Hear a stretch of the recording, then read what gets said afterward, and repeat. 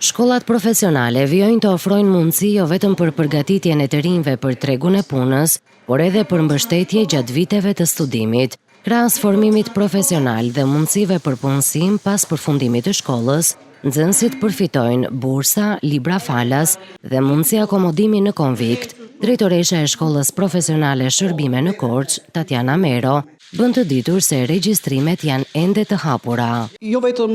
mundësitë e punësimit dhe lidhjet që shkolla bën që gjatë kohës së shkollimit me bizneset dhe ju krijon mundësi që të jenë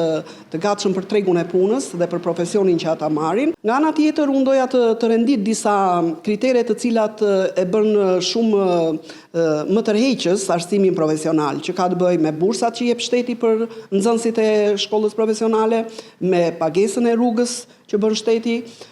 patjetër që nxënësit kanë mundësi të marrin libra falas, konvikt falas dhe të gjitha mundësitë e tjera që krijohen gjatë shkollimit me projekte, me angazhimin e nxënësve në projekte të ndryshme, duke ju krijuar mundësi kualifikimi edhe në vende të ndryshme jashtë Shqipërisë. Mero fton nxënësit e klasave të 9-ta dhe prindrit e tyre që për çdo paqartësi apo informacion mbi programet dhe mundësitë që ofron arsimi profesional të drejtohen pranë ambienteve të shkollës. Arsimi profesional shihet si një alternativë që u jep të rinjve një profesion konkret dhe i orienton drejt integrimit më të shpejt në tregun e punës.